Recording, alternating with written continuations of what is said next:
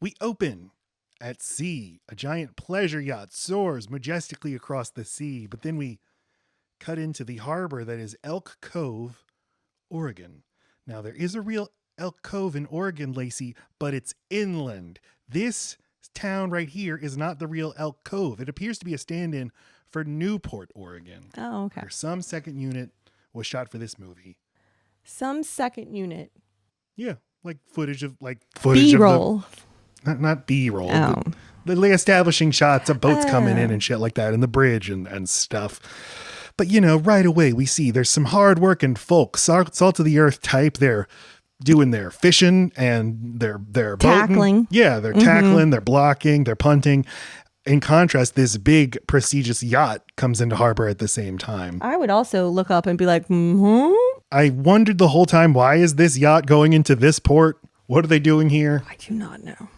Don't worry about it, though. Oh, okay. It just seems like they're on their way back to New York from whatever fabulous place they left from, and they're just, they had to get some work done. The boat broke. He Edward Herman wants to come in here to shoot some skeet. No, he's just shooting skeet to keep himself busy. The boat is broken. You're wrong. No, he wants to stay here for 2 days to shoot skeet. And what is she going to do the whole time? I'll take care of some carpentry in the meantime, she says. No carpentry gets done in 2 days, but fine. All right.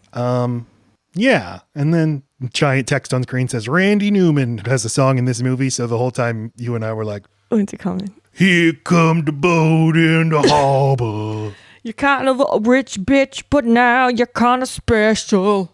Something special's cooking in my kitchen. It's poultry that's gonna kill us all. Kurt Russell, he's the saltiest of all the earth. I can taste him. His name is Dean Prophet. You get it? Prophet. Because the real wealth is in his pants. Yeah. So he's like a very Kurt Russell-esque regular guy. I feel like he is. He's doing like kind of unspecific blue collar stuff. Like he's hopping from boat to boat. He's like, hey, got a banjo there. Good job. What? He's fiddling with his tool belt. Okay. He's a carpenter. It says so on his Sanford & Son truck. Well, we don't know that yet. But we meet his best friend, Billy, played by Michael Haggerty, whose name we couldn't remember earlier. And he, Kurt Russell, Dean, he gets summoned to the yacht. And we hear in voiceover, very hoity-toity Goldie Hawn, I simply cannot sit in this cesspool by the sea for 2 days. Are you a count? And she's hired a carpenter to do some remodeling while her husband shoots skeet. And then we also meet her husband, Edward Herman. What is her husband? Reginald. No. Gordon. What is her husband's name? Oh, Grant. Grant. Yes, there you go. Oh, yes, so rich. And he does his like fancy pants skeet shooting. And later in the movie, Kurt Russell and his friend, they do real hunting. They hunt like real varmints. Oh, I didn't even notice that. But yeah, no. But right away, they let you know what kind of guy this is because like, that's my wife's department. And he walks off like a fucking jerk. Mm-hmm. You could still just tell the man he's hot or cold. Wife here, hot or cold? Yeah, but it's sort of like Beetlejuice, where he's like, my wife's a nightmare, so I just kind of let her do her own thing and I'll just go off by myself. Yeah, fine, but it more paints him to be the, a nightmare, but also just really inconsiderate of other people in general. Sure. That he can be annoyed with his wife. He doesn't have to be a total dick to this guy who's uncomfortable on his boat. No, but we're doing it again. Real rich people, they think that everyone who's not rich, they think you and I are worms. They're actively trying to get rid of us. They want us to go to our own planet so they don't have to look at us.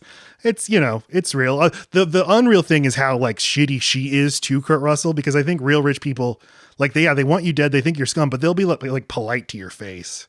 Yeah, like saccharine, like you can. Is that the right word to use when it's like overly sweet? Sure. Put on. Yeah. Well, then we meet Goldie Hawn's character, Joanna. A shot of her first descending the stairs. First we see her legs, and then she walks into frame wearing this like Queen's garb, and she has a Cruella de Vil cigarette holder. But it's not Queen's garb. It's cosplay for the sea. I mean, it's a fake sea cap. It's the fucking Prince It's whatever Prince Eric's dad wears when they get married on the okay. boat. It's that, but it's sparkly. You don't so think it's- she's supposed to look kind of royal right well, here? of course, but it's stolen valor. She's pretending to be the captain of a boat when that actually takes education and effort. She's the captain of the boat because she put on this outfit. Mm-hmm. Yeah, it's all just, the way rich cosplay in other people's realities. Yeah. You need to make a living. I just pretend I'm a captain and boss you around. And that her husband like really goes into that at the end of the movie, like in the last 4 minutes of the movie. He sort of goes nuts and is like, I'm the captain now, see? So, well, he literally has a breakdown. Yeah. And I didn't get therapy when I had a nervous breakdown. I do miss people calling them nervous breakdowns, just in general. Let's bring it back, Let's bring that folks. Bring it back. Just non-specific. You're being whiny right now. Can you tell us a little bit about like what kind of rich bitch is she? What is her personality like? Well, she's unlike anything we've ever met, and I think that's intentional. I mean, we do need to be able to like really hate her for a minute, but she's completely in a societal bubble you and I will never experience. And they go out of their way to call her a debutante. I mean, she's basically never been touched by poor people. And when she makes her phone call to her mom, it's, okay, yes, you are a third, fourth, fifth generation of just the most wretched kind of spoiled asshole. I can't think of words. I'm doing it. They're just coming not easily to me right now. So she just never worked hard a day in her life, and she's aggravated. She doesn't like her life. She's pissy and bored. She speaks in this haughty, Lacey said it's a count voice. She sounds like a countess. I think Goldie Hawn does a good job of calibrating the voice down to, by the end of the movie, she just talks like a normal Goldie Hawn character. Yeah, like Poor but Things. In the beginning, just kind of how, no, not like Poor oh, Things. the movie Poor Things. Yeah. You don't notice it going away, but it's gone. Because she sounds like such an oddball when she's first in the house. She's just, oh, dear. No, I don't know how she says, but it's just like, oh, yes, you don't sound correct, my lady. It's funny how you can have amnesia, remember nothing of your history, but your voice just is. Because the way I take her voice, it sounds put on. It sounds like what rich people do to make it sound like they're worldly and traveled. It's like weirdly European. It doesn't really seem like it's from anywhere in the United States. Yeah. So it seems, it literally seems put on. So when you wake up and you have no memory of your life, but you remember to do this, go fetch me. It's like, am I a queen? Yeah, I don't know how solid the science is in this movie in terms of amnesia and how it works and what you would retain but not retain. Yeah, we meant to look into that. I don't know if the voice is that a literal physiological change that happens to you if you talk like that your whole life? That I don't know. I don't know. Hey, is their yacht supposed to be tacky? I can't tell. No, it's at the time that would have been the height of luxury. I mean, it's just supposed to be opulent. It's supposed to be gaudy. I don't even think it's supposed to be like Trump gaudy. I think it's supposed to be a kind of taste, not a bad one. But it is fucking ugly. So fucking ugly. Yeah. It looks cheap, but I know all the stuff is expensive. Basically everything's silk. I do want a yacht. It's the water. Don't have silk. You want a yacht? Seems like such a fucking bummer. Yeah, and simultaneously, I think like the existence of yachts proves that like we need a communist revolution. But yeah, I do look at it and I'm like, it'd be nice. I get it. Okay, but wait, here's how I will talk you out of a yacht in 5 seconds. We would have to have a staff. You literally want to be stuck on a small vessel with people you don't know that aren't me. No, I don't. Okay. No, I really just want a hotel. And like by that, I mean, can we go to a hotel for like a night, please? I would like that. We're going too soon, maybe. You promise? We're going to go see that podcast. Love, this is the podcast we're doing. I forgot to mention, we meet Roddy McDowell as Andrew the butler, and he's also a producer of this movie. Hey. But Lacey just met, we watched the original Planet of the Apes recently, so Lacey just met him where he plays Cornelius. I was wondering, okay, you've had me staring at this slide for what feels like 10 minutes, and I kept waiting for you to make the monkey reference. Like, why is this here? He is Cornelius. Yes. Okay. Yes, he's in all of the original Planet of the Apes movies except for part 2. There's other Planet of the Apes movies? There are 5 in the original series. They're good. Which one did I see?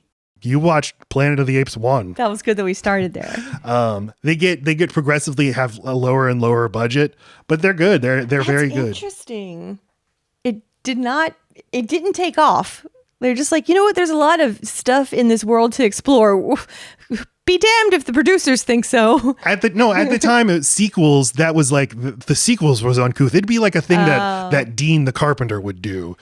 So it's like they make money, but we're not going to spend real money on this. The first one, yeah, it's for horror movies, right? Like it's for genre movies. Yeah, exactly. It's just like, oh, you would need that to keep going. You don't have any other ideas. Huh. Yeah, so none of them have like the prestige and the sheen of the first one, but they're like, man, these movies, they're saying something. They have political conscience. Okay. Roddy McDowall he plays Cornelius in part 3. Someone else played him in part 2, but then he came back, meaning he's one of the few people that thing I like to track of an actor who gets recast and then the original actor comes back. And I can only think of a handful. Yeah, I was wondering if we could add Neve Campbell to that, but she wasn't recast. She just didn't go. She just wasn't in Scream 6. Right. No. But now she'll be in 7. Right. Somebody else would have had to play Sidney Prescott. Which there would have been a riot in the street. Just one, but a riot nonetheless. There would have been riots. Okay. People are very precious about that movie. It is one of my favorite scary movies of all time. So, and she berates Roddy McDowall, who bring her subpar caviar. Caviar should be round and hard and of adequate size. Oh my God. Burst in your mouth. Dick joke. First spit take. Have you ever eaten caviar, Lacey? No. Okay. You have? Sure. I'm sure it was like sprinkled on top of something, and I just wanted to say that I'd eaten caviar. I remember it's salty and otherwise gross. Okay, so what is she's hired Kurt Russell Dean to do what? To improve her closet, which when it opens and you see the closet that's on a fucking boat, we're supposed to be like, holy shit, that'd be an amazing closet even on land. But she's immediately like, oh, it's disgusting. My shoes are on the floor. How embarrassing. Also, I need drawers for my lingerie. I can't just keep opening boxes with lids. So he's going to pop in there he's got 48 hours and he's going to make this custom. It's no good being an adult and knowing these things are... There's no way he could make that in 2 days. Anyway, plot hole. He's a little construction genius. Anyway, but she's like, don't touch me and don't touch anything and don't look at stuff.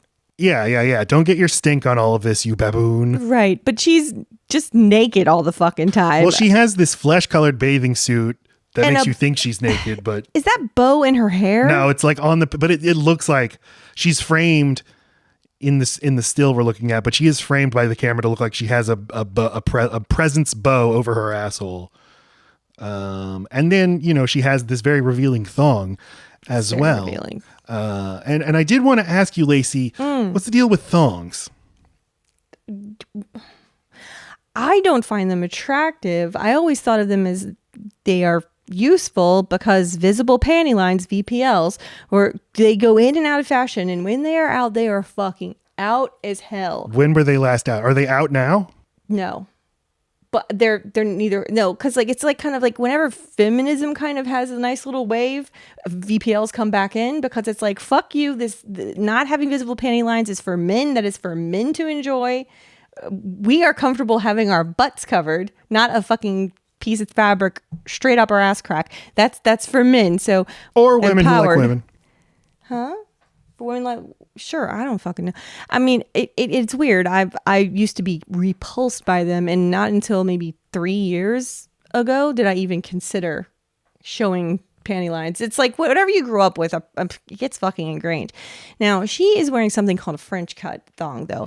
And that's actually flattering in a way because it brings your eye all the way up to the top of your hip. It cuts all the way up. So it makes her leg look like a quarter long than it actually is. So it's actually something that works. It's just not in style at all. How do you find out if something's in style? By looking around, Matt. Okay. I just wanted to know. You have questions. I have answers. I'm not like... I'm not really great at figuring out what's on trend and stuff. I start to notice it a lot. And almost by the time you notice it, it's out again. But I know when things are not okay to wear. Mm-hmm. So I stick with classic silhouettes. I guess the point of the thong is that this allows Kurt Russell to see that she has a birthmark on her ass. You were literally asking me what's the point of it in this movie? No. I wanted to know. Yeah, I guess like, why is it not considered nudity if you could see her whole ass save for like 5% of the top of the ass crack? Yeah, I mean, it is. I don't think you could wear that to like a children's pool. I mean, you wouldn't get arrested for indecent exposure, I guess. But if you weren't her size, I'll bet you'd get harassed. he finishes the closet job, but she's not happy about it. Oh, I was going to say this about the rich. They are constantly begging you not to look at them and that they're not bored and that they don't like to stir up drama. Except for she's half naked, pointing her ass at the window of the room he's in, talking loud, talking about him, talking all kinds. She's bored as fuck. She loves that there's a stranger on the boat. She loves that he's handsome. She wants him to look, and then she wants to complain that he's looking. Mm-hmm. It's all very, look at me, stop it, how dare you. Her outfit is fucking borderline personality as shit. Is what that is. Which he says you're not actually unhappy with the closet. You're just looking for things to be upset about because you're bored. Yeah. When she says she's not going to pay him for the work he's done because he made the closet out of cedar out of oak, when everybody knows closets are made out of cedar. Okay. Well, in movies, when there's rich people, you expect them to be eccentric and you expect them to be out of touch and maybe mean and cruel and stuff, but like they should pay you. When he doesn't get paid, I'm revolted. It is it's beyond cruel. And being a person that's bought a hammer, brag, when you see her throw over his whole toolbox, and you know some of those were handed down, you know some of those are family tools, and she just fucking throws them they're nothing to her. It makes me very angry, Goldie. It is fucked up. But that is another thing about the rich. You're like, you have endless money. What's it to you? But they're also cheap fucks. And they used to it's funny. When you're rich, you do get things for free. You get a better table placement. People send you gifts. And I mean, rich people are always talking about how they get comped just because their status makes them worth having around. Yeah. So she says, you didn't do the job right. Everyone knows you make closets out of cedar. And he's like, you didn't tell me that. And she says, well, you're fired. And he says, well, fine, I'm happy to get off. Just pay me what you owe me. No, I won't. And then she pushes him over. Well, first he berates her. You're bored and you're a bitch. I don't like that he gets real close to her when he's saying that, but everything else I like. Well, she does this kind of him calling her a bitch and calling her bored. She does sort of spiral now thinking about this. I'm not a bitch. He called me a bitch. I'm not a bitch. Am I, Mummy? Am I a bitch? And this reminded me of the time that you asked me if you are sweet. Annoying. Oh, that one. And I said, no, you're not sweet. And you're like, I'm not sweet. Well, you said you said, if I only got 5 words to describe you, sweet would not be in the top 5. No. Yes, you did say that.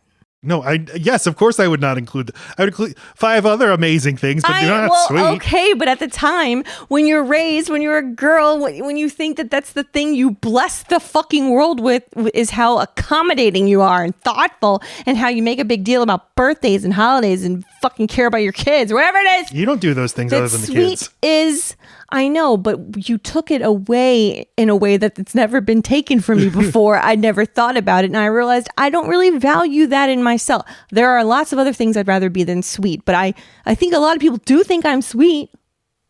Matt, they do. Who thinks you're sweet? No one that knows me real well, but they do. You're a devil. What the fuck? Why start there? You're very funny. I'm sorry. You're hilarious. You're smart. You're wicked sexy. I'm snot? Smart. I'm wicked smart. You're okay. wicked smart. You're a devil snot. You're a devil. Anyway, yeah, Lacey, this surprised me in how upset I am. Tell me I'm sorry. I was like, Mom, he says I'm not. I thought you knew. Anyway, no, I'm not. I now can take pride in it, but you made me like undoctrinate myself by having to think about that for the first time. I'm not sweet. Oh, and okay, now we get a glimpse at her mom for the first time. What a fucking mess! Just head to toe covered like a Victorian something. Pampering herself with that little thing that you do with the chin. It's like an old method of trying to keep your skin tight around your face. Anyway, it's just like, okay, yeah, I get it. This is where Goldie comes from. All of this makes sense. Blah, blah, blah. It is good to show but her mom's even worse. Her mom is even more shitty to the help. And that her mom is babying her. Like Goldie Hawn calls her mom mommy. And clearly Goldie does have some thoughts about having children, but she's not. I mean, as soon as she says it, her mom shuts it down and says, but baby, once you have a baby, you won't be a baby anymore, or the baby anymore. And you just know Goldie grew up her whole life with a mom that resented the attention that was taken away from her once she did have a beautiful daughter. So it's, it's just very telling. It's like, okay, well, the least I could do is not fuck over my mom's life anymore by having an adorable grandchild who will then get all the attention. So it's just... it helps you forgive Goldie when you need to. It's the rare pressure from the mom or the parent to not have a baby. You don't see that as much. Because she's just a very specific kind of narcissist who hates that her daughter's beautiful and loves it and just can't risk that on a grandchild. Obsessed with her daughter, is up her daughter's ass. And her daughter, like Goldie Hawn was 43 at the time of filming this movie. But she's supposed to be in her 30s, right? Like, I mean, yeah. But okay. I mean, yeah, too old to be doing this. I read this Washington Post column written by this advice columnist who said like her kids who are in their 30s had to have an intervention with her to stop texting them good night every night. And I was like, oh God. Well, why do you tell the press? Oh, well, it was like, or Goldie said it. Huh? No. This has nothing to do with Goldie Hawn. Oh, what the fuck are we talking about? I was just reminded of a writer who said like, she's like, my kids taught me something about myself, that I do have this hang up where I have to text them every night good night, even though they're in their mid 30s. What is your point? It just made me think of parents of adult children who can't like get out of their way, who still think of them as babies.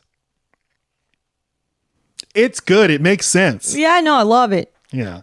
Can we move on? Okay. No, because Jesus Christ. Okay. So Goldie is pretending, I'm sorry, what is her fucking name? Joanna is pretending to have her period. She's got like a heating pad on her stomach. She's clearly not at all interested in her husband in any kind of a way.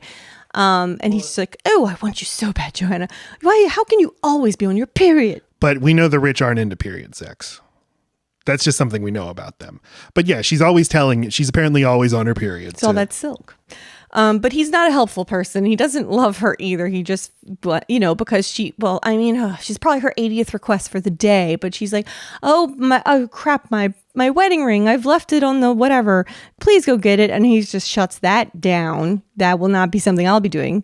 And then so she very, very much like a child, because he wants to finish something he's watching. It's a countdown on TV, and they're on the countdown part of it, and they're at 10. And so she gets on her robe and is fussing about all in front of the fucking TV when there's no such thing as rewind of TV. I am stressed, and I don't even like him. And I'm just like, Goldie, God damn it, they're on 9, the whole time. But then she goes out to where she left her big giant ring on the boat, and she falls over like Rose. One more thing about the TV, though. I love this TV. I love this yacht bedroom TV and the VHS shelf. Are those VHS shelves? Yeah. My Lord. Oh, puppet. Speaking of VHS. And I think the thing he's watching is like 10 best yachts or something. It is. And he wanted to see if he made it. She falls overboard. And also Roddy McDowell is illegally listening to their conversation because he has their bedroom bugged. Oh. It's in the big seashell that Edward Herrmann like cuddles up with. So he's listening to them on headphones, and then Edward Herrmann is listening to the TV real loud, so nobody hears that Goldie Hawn falls overboard. And she's really far from the shore, so she's fucked. And I always thought she went in unconscious, but that it is interesting how she's swimming, she's flailing about, and the next you hear of her, she's got amnesia and she's in the hospital. So it's like, what? Oh, they said that she hit her head on the garbage thing that found her. So it's like right as they discovered her, she went unconscious. Right. And I assumed she washed up to shore and then watched it a second time and realized this boat picked her up. Sure. And we have a news broadcast by this guy who looks so much like 8chan's Jim Watkins. I was like, what the wow. Except he doesn't have a mustache. I love the name of the radio of the TV station is KRAB Crab. K-Rab. I don't think he looks like and I know you never do. Okay. You never think anybody looks like a thing. Because I'm all right when I think it and you don't see it and you see it. You have weird face stuff. All right. So now she's on the news. She's been picked up. It's the mystery lady. She has amnesia. She's a horrible bitch. We know this because she instantly says to the news reporting woman that's very sweet, interviewing her, trying to help her, what a bad wig. And I didn't even realize it was a wig. And it's funny, like the camera, the news camera, like lingers on the reporter, and the reporter's just lost for words and looks devastated. Right. Well, her husband is the news anchor and she's the wife, and then like her son is running the camera. It's all a family thing. So it's just like, oh, burn. Yeah, everyone who comes into contact with Goldie Hawn is like, Jesus Christ. Right. So then you see her being mean to the different staff, and very mean, and then she's mad about this quality of the eggs. Quality of the eggs, and that she has a semi-private room, and she looks at the old lady who's sick next to her and she says, "You snore." and then they're sick of being yelled at, so they do move her to a private room, but jokes on her because it's in the ward area for the unwell. But we don't ever see that room. I'm sure it's fine. The next time we see her, though, is when her husband is. Well, no, that's not right. He wakes up, the husband wakes up on the yacht with the TV still on and is seeing the news broadcast. Right. All of this has happened overnight. The husband is seeing his wife's on TV and the doctor's on TV. And he's like, I will personally put up the reward. Please, somebody come get her. Why would you have to reward someone for coming? Why wouldn't he be rewarded for finding her? That's the joke, is the doctor's Yeah, I need to get rid of her so badly. I know. Yeah. And then her husband, Grant, goes... And he's about to pick her up, but then he overhears his wife berating the staff, going full Karen on them. And he's like, nope, that's not my wife. Yep. And there's even a shot of him leaving the fucking hospital. So like, it's public knowledge that I'm saying Kurt Russell's character, Dean, he sees that she's been left there because there's the shot of him like covering his face and. Yeah. Dean is at a bowling alley doing some repair work. I love how well observed the layout of this bowling alley is. Man, me too. It's every bowling alley has that weird other room. Lazy. I know. I love it. I wrote down I fucking love this bowling alley. There's a bar adjacent to it with the little window. Yes. It is straight out of the sadly defunct Tiffany Lanes of Mandeville, Louisiana. Just the scuzziest, grossest. Because that's how you keep it legal. You can sell beer, but you have to do it through a little hole. Or, well, like the adults are supposed to go into the bar area and get their beer, but that's inconvenient. So there's this little hole, and it's like someone can just kind of like stick their head in at the concession area and be like, "We need a beer over here." So that's what it's for. And he goes in there to get a bag of chips, and then sees on the news, he's like, "Hey, there's that bitch." Fucking bitch! I tell you, she's rich. On the television, and his friend, we keep forgetting his Billy friend. Pratt. Billy Pratt is there, and he's like, "Hey, I got a little idea." Well, wait, but Billy doesn't have the idea. No, he tells Billy he hasn't thought of a plan, and he thought of it fast. He's gonna go steal her ass. Oh, thank you, Dr. Seuss.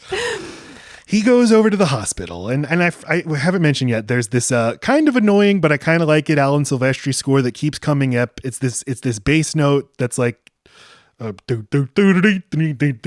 yeah. And after we watched this movie, I was watching WrestleMania by myself. Oh, totally. And sometimes when I watch live sports on TV, I will play a bass because bass doesn't make a lot of noise. I learned this from Elvis Presley, who did the same thing. So, but I was just playing this like for an hour straight, just this bass line from this movie. But yeah, and there's also this banjo, but it is used well in this movie because whenever something ridiculous happens, the score just comes back and then the movie just jumps forward. And it's just kind of relentless editing. Good filmmaking, I say. Yeah, I think that the banjo is perfect for like the difference between the opulence and the not just, it's not blue collar, it's below that. Like these people are struggling. The way Dean and his 4 kids are living.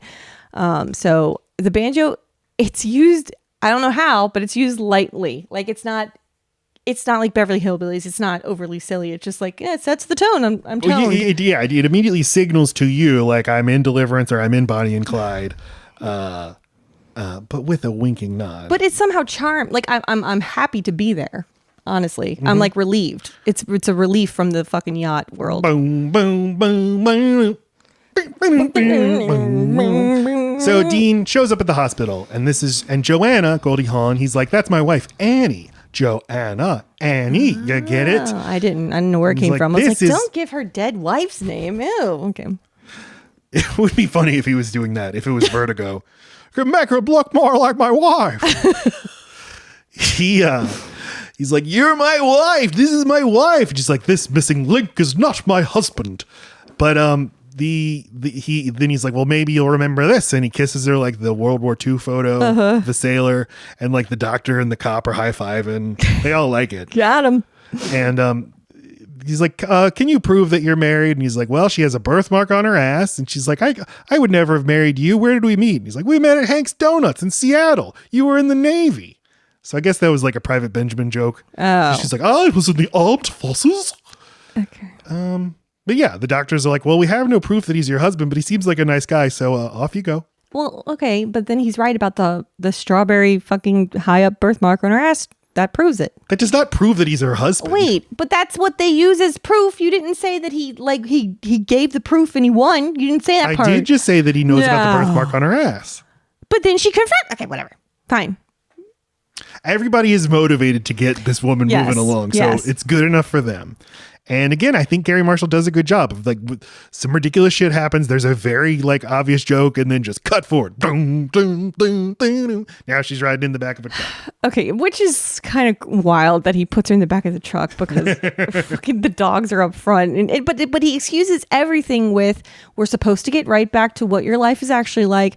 I know this might seem weird, but this is what you do. This is, I don't know, you like it. You just always like this. You do that. And it's like this is the part where I'm like, he's gonna actually break this person's brain. Yeah. Like, I wonder how much damage this could have actually done. I think that he is so joyous in how evil he's being. Oh, yeah. And how much he wants to torture her. That you buy in. That like, yeah, it's, I'm not overboard, I am on board. And that his 4 boys, like just with a little bit of coaching, already know how to like work this. Like he's raising a few little con artists in a way, but they all believe that this is owed to them, and you're with them.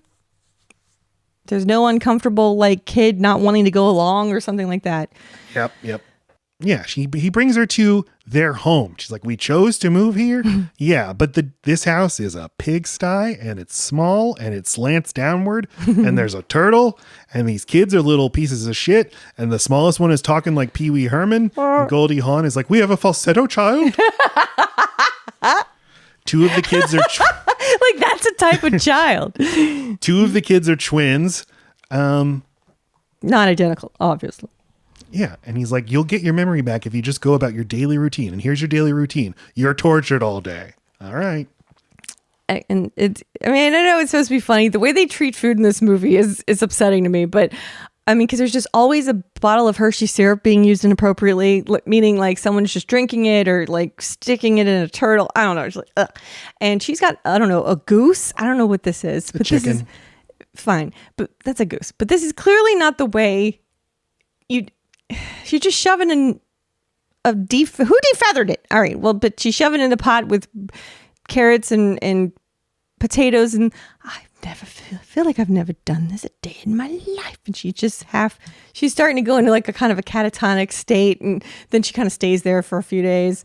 Just totally, I don't know. Well, it's believable. She looks very unbelieving of what she's being told is real. She has no muscle memory for how to cook, but she's being told, no, you cook all the time. She's like, okay, I guess I do then.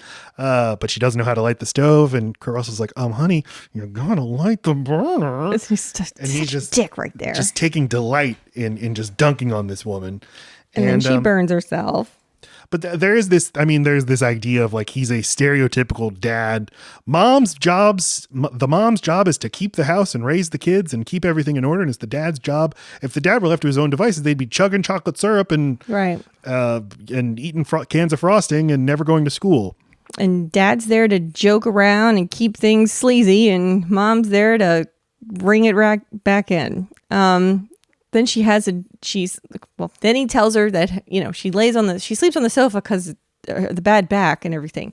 And then then the dogs jump on her and her body, and then it starts raining, and there's just, it's a lot of rain that's falling on her. So she's having a dream that she's at a New Year's Eve party and she's wealthy and beautiful, but the confetti, it's getting into her eyelashes in a very funny way and aggravating her. And she wakes up to rain on her face because I think the visual humor in this movie is really effective. Yeah.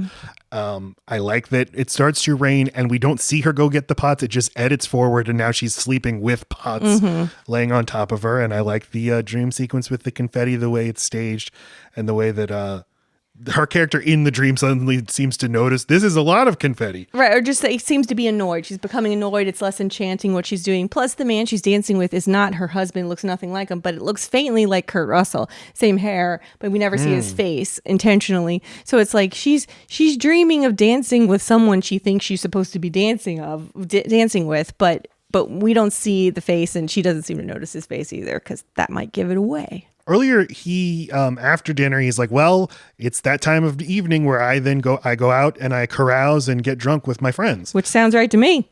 That's what my dad did. Is the idea that he actually did this with his old wife, or he is just trying to torture her? Well, he's definitely just trying to torture her. He's also trying to get some free babysitting out of the deal, and he's got to come up with the rest of his plan. He also ends up getting a second job later. I think he just needs the time, and he doesn't want to spend a lot of time with her. He goes off to the bowling alley with his friend and then he explains, and I think this is necessary. He's like, well, I figure she owes me $600. I value her labor at $25 a day. So in X number of days, then I'll let her go. And he's like, oh, okay. And then he pours the whiskey on himself and he's like, I'm going to put a real scare in her by pretending I'm going to fuck her. But I'm not going to. So that happens. No boom boom. That was my second question. Does he actually call sex boom boom, or is he just trying to weird her out? He's trying to weird her out. It never comes up again. Okay. All right. Then she has another full day of cleaning, and you watch her figure out how to do laundry. The washing machine attacks her. She tries to use a chainsaw for some fucking reason. That goes bad. She's having a rough time, but she sure is trying to do a lot. Like, it's interesting how much he's given her a list of things she usually does, and fuck if she's not going to try and do them all. It's interesting. The kids come home from school, and she's just been sitting there in a catatonic state, and they're kind of throwing food at her and stuff. But I remember kids being a little bit more hellish. They're actually sweet faster than they're sweet. They're normal. The pacings, I think that they're nice when they're supposed to be nice. They're suspicious when they're supposed to be suspicious. And I don't know, it works for me. The kids work. And then Kurt Russell gets home and he's like, what the hell did you guys do? And they explain. I don't know. Kurt says something about her needing to do another thing. And then that's when she starts going, and so he picks her up and he throws her in a water barrel. And she comes up out of the water barrel and she looks kind of nonplussed. Right. She's like, well, that happened. And she's like, my life is hell. My children are spawn of the devil. And there is kind of a Private Benjamin-esque arc to this of like, she is really flailing about. This is not a woman up to the challenge, but maybe she will rise to it, but not quite yet. But she really has accepted it, except for now she's kind of getting a little more logical about it because she's had time to look around the house, and she finds it weird that there's nothing of hers, no pictures, no photos. That I don't know. It is strange. Why wouldn't there be some photographic proof of your life together? So I was wondering why Billy Pratt is a photographer and why they bother showing you that on his trailer in the very beginning. And then okay, photographer actually guess means in this that he's like pre-Photoshop. I'm gonna fake some photos for you because Kurt Russell gathers as another thing. I was like, why are there so many photos of her in the hospital? They take the like 4 or 5 photos of her in different confusion faces, and he takes that folder home. Comes in handy though, because now he was able to fake a few wedding photos and whatnot. And she looks at him. She's like, okay, I guess. As I always think, because this kind of technology did not really exist. You could really fake some shit back then. So I was always miserable. Okay. Mm-hmm. There's this, and there's like the thread that pops up here that you think is going to continue in the movie more, where she gets these flashes of her actual life. She's like, wait a minute. You're the closet, the boat. Oh no, but it like doesn't go anywhere. Right. You're like, you remembered we used to do it in the closet. And just when you're sick of him saying shit like that, she stands in for us and she's like, don't talk about sex again. And it's just, they balance it, because a little bit of too much of either of what they're doing is going to be aggravating to the audience. And they just know when to call the other person an idiot.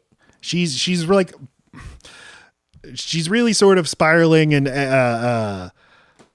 about the fact that this very much does not seem like I belong in this life. And now I have some photos that I guess prove that I do belong. I don't know what to think. And he's like, you need to just go take a bath and start over again tomorrow. Okay. Now this movie has a lot of really bad ADR. And wait, the photos happen the day after she takes the bath, just so you know that. Okay. This movie has a lot of ADR. And I know it's hacked to point out bad ADR, but listen to this. You already made me watch it twice when we were watching it. Now you're getting grumpy, and it's because you've been busy. I want you to stop everything. Go on in here. Take a bath. Hey, guys, get the turtle out of the bathtub. And I'm going to look for the pictures first thing. What the hell happened there? I can tell by his body language. It's just that he says, get the fucking turtle out the bathtub. You think so? I really do. I don't think they're just like, we don't have a fuck anywhere else in the movie. Let's take it away. We already had her ass crack earlier. No, you keep saying that, but I'm saying, like, I think you can get away with a lot of stuff, but the F word is different. You can have one fuck, but you can't have the ass crack. You can't get both, so they chose the ass crack. Well, the ass crack is pivotal to the fucking plot. It is very crucial. We keep cutting back to the yacht, and Edward Herrmann is partying with some sexy ladies. I like when people party just by dancing with sexy ladies. It's just like a beer commercial every time we cut to them. But they stand on furniture, Matt. That's how you know it's wild. And they usually have like something on their head that is not a hat. It's like pants or a tie. That's how you know things are getting really silly. Topsy-turvy dress time. But yeah, Goldie Hawn, maybe the ice is starting to thaw because she's starting to get the groove of this family. She's giving Kurt Russell a disgusting foot rub, and then the kids play a prank on her where they glue her hands to plates. Glue in movies is always way stronger than glue in real life, but you know, hey, I don't have the use of my hands anymore. I just have these plates for hands. I'll get you back. She brings the hose into the house and sprays them all with the hose. I do enjoy. And for the first time, she smiles. I like that the thing that causes her to start to warm up to this family is I'll just be shitty too. Right. Well, and the whole time she's doing it so that they know she's trying to play their way. She's doing this. Like she thinks they're being childish, and she's like, well then can't beat them, join them. And then she runs away, you know, like, oh my god, they're gonna get me, and then they tickle each other. I fucking love that. And I love that it's just the kids doing it. You know, the adults are like cleaning up or whatever the fuck they're doing. It is dumb she sprayed her own bed, but whatever. What do they call it with a kid when you're supposed to mimic their play? Like you get on the kid's level, you mirror. That's it. You mirror. You play with them the way they want to be played with. That's what she's doing. Good momming. Yeah. And then there's a scene at school where the four boys who are apparently all in the same class. No, it was a placement class. I thought the same thing. No, they're being placed. That they're all supposed to take a test that helps them figure out where they need to go in that school. Oh, because there's a thing where they just moved to this town. Exactly. Or something. It's there for, yeah. But they also seem like they have deep ties because they have this best friend. Yeah, well, they just moved to that town because of that best friend, so they can help him kind of get on his feet. All right. Well, this teacher's like, you all need That's the principal. This is the principal. Okay. Yes. The principal says you all need... Lacey's so mad. In a non-justified way, I think. But then again, she's not a sweet woman. Are we talking about the principal or me? The principal is mad that these kids are not like cooperating with taking their placement test. Plus, they're all very itchy. Stop scratching yourselves. She thinks they're playing sick. But she has preconceived notions of these children because she showed up unannounced to their fucking house. That's weird. Yeah, and she's like, there's no mom in this house. Clearly, this is fucked up. And, you know, like, this could have really gone south because, like, she's the only person that's not in on the ruse, but knows that his wife died 3 years ago. And that could have just been game over. I mean, a different movie would have I thought it was going to be that because they said, we got a new mom. Right. But she never says to when Goldie Hawn comes in, oh, so you're the new mother. Right. She's just like, it could have been Mrs. Prophet. Right, exactly. So they call Goldie Hawn in, and I like that now Goldie Hawn, her debutante, her dormant Karen-ness comes out because she starts to berate the principal for not taking her kids' she's being an advocate, Matt. Itchiness seriously. Like, this is what I know. I know how to yell at people for not doing their jobs well. So she does, but now for the right reasons, now on behalf of her kids who have poison oak. Is poison oak the same as poison ivy? No. All right. It's a different fucking plant. One's a tree. And they're like, well, Dad never did that. And importantly, he's outside of the teacher he can hear everything happening. The dad can. So like they both get sold on all of them start liking Annie more. Yeah, she realizes that the youngest kid can't read, whether it's dyslexia or whatever. I'm going to give him the attention he deserves. And now she feels I'm really pulling my weight. And I notice my husband is not. He's just an overgrown child. And she says, I want to have a conversation about that. And he's like, whoa, man. This is the first time he's really having a hard time with his own charade, because now she's going into territory that normally would not make sense for her to be talking about. And I get it. The amount of he's able to like continue the lie is always impressive to me, because they get heated a lot. And it's like, I would fuck this up so fast. Yeah. He'll be like, I made a decision a long time ago. I mean, we made the decision a long time ago. And she keeps saying, repeatedly, it's like, but you always liked this. And she has even if she weren't a brainwashed amnesiac, a case that any of us can make is it's no longer okay with me. Right. Right. I have my mind now. Like I don't feel completely in the clouds anymore. So now that this is the new me, let's get to know her. Or like plenty of couples are like, we're young together once, and then one of them kind of matures and the other doesn't. And it's like, man, you used to be so easygoing. I'm not anymore. So we have to figure this out. Right. And I really like Goldie Hawn. I think this is her best dramatic acting in the movie. When he says like, and it's none of your business. And she's like, none of my business. My children. None of my business. It's really effective. Yeah. And again, her voice, she's starting to sound more and more like sort of a Goldie Hawn-esque figure. Kurt Russell and his friend are planning a mini golf course. That's how they'll make money. Well, I mean, they're preparing for an actual in a meeting, but that's not what's happening right here. He is just saying he's got to go meet the guys. It makes it sound like he's trying to go bowling. So she's getting really aggravated. Like, no, you could skip this one night thing. You do this every night. She doesn't know that what he's actually doing is working a nighttime job. And he goes off and he does that. Yes, he goes off.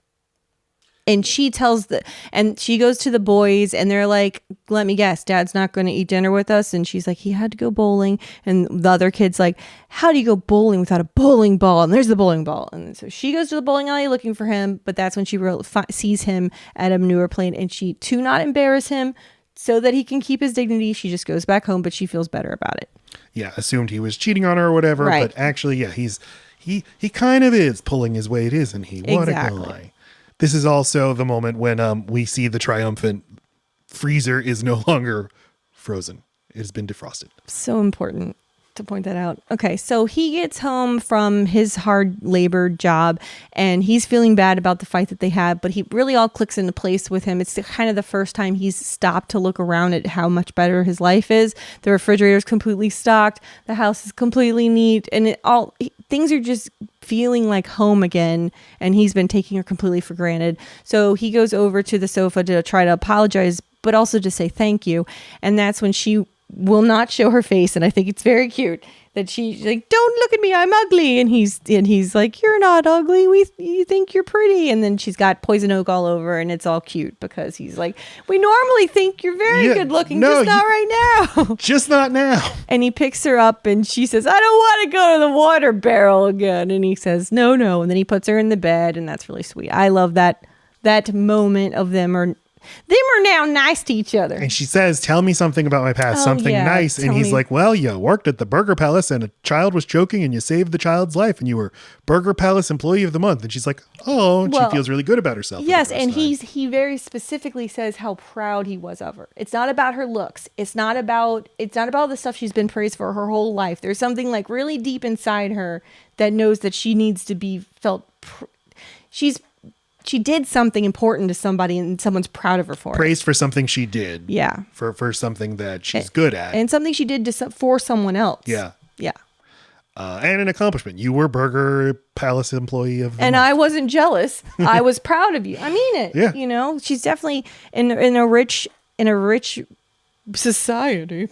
I don't know. And I can imagine it's very competitive. That you're always competing with your friends and don't really know who your friends are. I just think there's a lot to that story. They are, He takes her out for a night on the town. A 'cause little it's her date night. birthday. It's her birthday. Oh, yeah, God, because he's about to like confess to her. About to finally, he's like, it's gone too far. I really like her now. I need to tell her. But instead, he's like, what did you need to tell me, honey? I forgot your birthday. It's your birthday right now. Happy birthday. It's my birthday. They go on a little date night. She dances wild as fuck. She's not ready to go home. They drink some champagne and, they finally kiss for the first time in the movie. Well, they tell the Katerina and the Antoro story. These fucking people who went out to sea and the sea foam represents their love. No, it's an explanation as to why boats honk 3 times, and it's this love story. So it matters later that Katerina and Antoro. Yeah. Anyway, it's a lovely moment. They finally kiss. She says, Dean. He says, yes. What is she going to ask? What she asks is, how old am I? Mm-hmm. He's like 29. Which is the sweetest answer any man could say, except for like, why were you 14 having a kid? But, it happens. She's actually 43 at the time of filming. And then they go home and they finally make Boom Boom. Totally okay. The next morning, the boys come into the room to surprise her with her birthday present. Goldie Hawn's naked under the sheets. You can hear the little boners popping out. Ew! We got you a new dryer. It's a washing machine. And then they walk away, and in voiceover, we hear one of the kids say, she doesn't have any tits, but her ass is nice. And then you hear Goldie Hawn say, what are you saying? What did you say? There's got to be so many things that click into place for her after she realizes what's happened. That's why they had little boners. Oh, Matt, God! The looming threat of Annie's mom, it's been lurking in the background. She keeps calling her son-in-law like, where is my daughter? He's like, oh, you just missed her. She jumped in the ocean. Okay, call back next week. So, but she's going to force the issue. She's like, she better be on the phone next week or I'm coming to, I don't know, kill you. So he's like, okay, we got to go back to Oregon. He says Oregon. Okay. And meanwhile, back in Oregon, Goldie Hawn finds these panties in Kurt Russell's truck. She's like, who do these belong to? Well, they're actually her panties from her pre-amnesiac life. And he's like, all right, the jig is up. I'm going to tell you. Okay, you're not really my wife. I just met you recently, but she doesn't believe him. And then meanwhile, his friend Billy's like, oh, actually, those are my panties from my girlfriend. And then the kids are also like, Dad, you are not going to tell her the truth. We want her. And he's like, no, I need to tell her the truth. And they're like, but you said we shouldn't lie. And he's like, I lied. I had my reasons. And they're like, we have our reasons too. That's what I think is nice. Mm-hmm. I like that line. Yeah, your parents, they're not always right. No, I just mean that you might think your issue is really important, but that I could have just as important of a reason why I'm doing what I'm doing, and I'm a kid. And there's 4 of us. We outvote you. Okay, whatever. Whatever you. No, whatever you. The jig is up. Okay. Well, the putt-putt is a grand success. They get to go experience that and have a wonderful day. They really do have a great day. She's wearing the macaroni necklace that one of the kids made her. It's the only jewelry she has. Dean gives her a wedding ring that he bought because she said she must have lost it in the ocean. And I mean, they're riding back home in their, shit you not, Sanford and Son style truck. And she's laying on his shoulder. The kids are laying on her. Like, it's just so fucking sweet. They have a quaint, perfect life. You don't need all the opulence. You don't even need middle class anything. And then here comes fucking Grant. And she gets out of the truck. Everyone else is the boys and Dean are all like, what the fuck is this? I guess they know what the hell's going on. And she's just kind of like, la la la la la. And she walks by her husband and says, hi, Grant. And then walks into the house and then slowly emerges and is like, hi, Grant. It takes her a while to realize this isn't a big happy moment. She's very excited to have regained all of her memories at once. And she's so happy that she's kissing Dean. And thank you for giving me this gift. I like that. Because logic hasn't caught up. She's like, right. Oh, my husband's back. And now I remember everything. Oh, I'm rich. Great. And this guy I love and these kids I love. Right. Wait a minute. Why do I love them? What did you do to me? What did you tell me? Oh, God, you tricked me. She says you used me. Right. It doesn't, and I thought it happened faster than this, but it does not occur to her, why is Grant now coming? Why didn't Grant look at the city we were parked at for so long, but when I went missing? Mm-hmm. She knows she was on the news. That's her new memories. She knows that happened. It's got to be Grant, because it's got to be the final straw that makes her leave him. But she, tearfully leaves this house. I guess Kurt Russell's like kids, I'm going to be going away to federal prison for the rest of my life, so get ready. Well, the kids chase the limo, and it's she's holding back tears. Like she instantly it's a loss. And then the little one's like, "You said moms don't leave."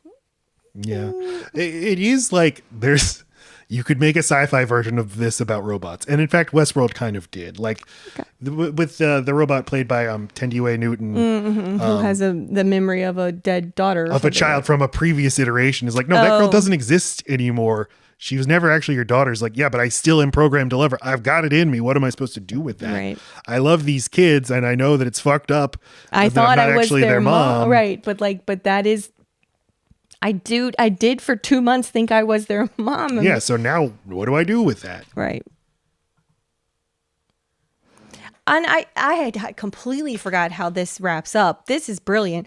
I was thinking she just returns to an opulent life and she's like, what's the point? She just doesn't see, it's not charming anymore. Remember, she's nice to the staff. I remember that. And that she ends up leaving. I completely forgot that they bring the psychoanalyst on board. Her mom's there. The stuff, they think something is wrong with her. They're like there to fix her, to change her back to the old Joanne. So like, she's not even good enough for where she's not accepted by them, like, because above all else, she's not allowed to be an embarrassment. That is the main thing her mom cannot allow. That's why she's so dialed in, not because she loves her, but because she needs to make sure she's keeping up appearances. So for her to be this, she needs to snap her back. But the way she's acting is not that like, hey, you've been through a traumatic ordeal. Understandable that you'd be a little off, but we wanted you to be your bubbly self, and refined and not asking to drink beer. Fine, but like she can't go back to her they have to do all this on the boat. She can't go back to her high society New York life and then say, for 2 months, my daughter thought she was this. She was completely conned into being the wife and basic servant of this blue collar guy. The real truth of what happened to Joanne cannot be known. Mm-hmm. She has to come back herself. And all of this was just a big, long trip at sea. So yeah, they're on a time schedule. That's a good point. Get to your other self. You looking around and asking if you can be of help, or even just being nice. All of this is fucked. I love this doctor character. It's just a 2-scene thing. I wrote this too. His Dr. Corman is his name. I don't know who plays him, sorry. But he's sitting at their grand piano and he's like giving his medical diagnosis as he strokes the ivories. Fine. And he's like, it's remarkable. Her memory is fully intact. She remembers so much. She even remembers when I wrote this. And they're like, doctor, please. It's like, oh, my. But yeah, she comes in, she wants to drink a beer instead of champagne. She's like, sees her mom and she's like, Mom, would you like some cheese? And just walks 2 feet holding a platter. And they're like, oh. And they're like, you want to smoke, don't you? And she says, do I smoke? Oh yeah, you always smoke. That's so wild. It's like, well, okay, if she's an actual smoker, she'd have been like shivering this whole movie if she didn't. Well, but all that happened in the hospital too, right? Like, I mean, she could have gotten past that. We don't know how long she was in the hospital.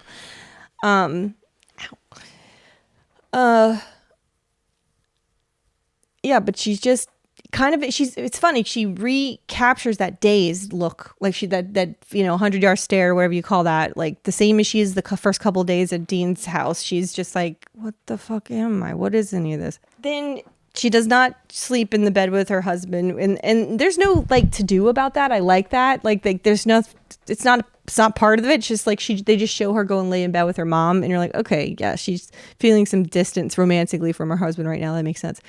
And then she gets up and she's just like, nope, shots with the steerage folk. And I love that. Well, she goes and takes some shots with the help. And they're like, well, she's talking to us, but she's kind of cool now. She knows how to drink shots of liquor. Mm-hmm. And then she finally has a conversation with Roddy McDowall, and she apologizes to him for treating him so badly for all these years. He looks like he's going to have a heart attack at hearing these words, but then he has a nice line. He's like, Madam, you have the rare privilege of, I'm not going to do it. Thank you. Of experiencing a different station in life than what you were born into. Now you know. And the question is, what are you going to do with this knowledge? So she seizes control of the boat and heads back to Oregon. Right. And she turns so fast that she shoots an old lady out of the bed, which never stops being funny to me. And the fucking dog. No, the dog stays, I think. Back on land, Kurt Russell and he's like, you know what? damn it, we're going to go get her back. He and his friends have commandeered a Coast Guard vessel. No, it finally makes sense why they've said it 4 times now that Billy Pratt used to be in the Coast Guard. Hey, you're a photographer and a golf club man, but also you're a Coast Guard mariner. This is perfect. So, yeah. So you were 3 characters in the script, but we only had the budget for 1 actor. So, yeah, they basically chase her down. Edward Herman's like, no, you're not leaving. I'm the captain of this vessel. Because she's the money. The money is hers. He can't let her go, or he will. But we don't know that yet. It's only the final reveal of the movie. No, we know that before then. We do? Yeah, I don't remember when, but she's like, I'm rich. I'm terribly rich. I don't know. I just remember. I don't remember that being a big reveal to me. I mean, look at her mom. Okay. They're all rich fucks. He's going to be fine too. Totally fine. But the 2 boats are on a collision course. They need to get her off that boat onto this boat. But Edward Herman's not going to let it happen. But he lets slip that he saw her in the hospital and then abandoned her. And it is truly the worst thing that anybody does in this movie is what he did to her in that moment. You know what? Maybe the 2 months of gaslighting and abuse and brainwashing was worse. But in terms of a singular act, I'd say that was the worst thing. Right. The boats get near each other. Goldie jumps into the water. Kurt jumps into the water. They're reunited. And he's like, I'll never let you go again. You're my Annie and you always will be. I own you. You're my property. Oh my God, Matt. Why do you have to take such a sweet moment and make it bad? It's just weird. No, it's not. It's weird nice. for him. It's nice because she doesn't want to be called Joanna anymore. And I think that is a little counter to what the movie's theme is now he's saying, no, you're my Annie and you always will be. The point is you got to choose. Plus it's the Goldie Hawn, Kurt Russell thing. You got to choose every day to be with each other. Fine. Let it be bad. It's a little nit. All right. So here's where I get like an existential crisis is when she announces, when she says that the money is hers. And it's a little time has passed and they're still on the boat on the way home. And all the boys are writing down and he explains they're writing their Christmas lists. And one of them says, how do you spell Porsche? And it's just like, they're going to fucking suck. Yeah. They are going to, I don't even want them in like a middle-class neighborhood. The discontent. I don't understand their dynamic if they aren't like getting by together. No, they're going to be terrible. Yes, they're going to fucked. They're going to start a super PAC with the Koch brothers. Yeah, they're going to destroy the world. No, he's not going to fit into her society. She's not going to fit into her own anymore, but doesn't totally relate to where the fuck is it that they are. They don't have to work, but they're working class. Those kids don't want to go to private school. Like, what the fuck? Are they staying in Elst now? They're going to learn. Are they going to be the mayor of Elst now? No, they're going to learn, and they're going to be a certain type of rich. They're going to be new money. But she's going to be teaching them all the way. Now, no, don't sip, don't slurp. But that's what it is to be rich. I mean, the rich people in this movie, the Goldie Hawn and her mother, like rich people like that, they're like, we're not rich. Those fucks in Europe who have literal titles, they're the real rich people. We're just pretending. We could never, that's the point of being rich, is you can always point to other rich people and say they're the ones who are actually in control. They're the ones who actually have money. And so when this family gets money, and they have to learn how to cosplay as real rich people. That's just the name of the game. Philanthropy. Maybe they'll stay humble. Let's just pretend that happens. Sure. And fucking Porsche. Goldie Hawn says, you can give me something, a daughter. And it is, I guess, the payoff to the earlier thing where she apparently did want to have a baby, but her mom said, you can't have a baby because you're a baby. I think she also realized she didn't want to have a baby with him or in that environment. Like what, she'd be so miserable. But yeah. A little girl. This is not the ideal way to start a relationship. Ideal, no. Quite the story. The heart wants what it wants, though, you know? Like a movie we love, Licorice Pizza. Maybe a 15-year-old boy should not be in a relationship with a 25-year-old woman. But, they work it. They get there. They make it work somehow. They get it there, you know?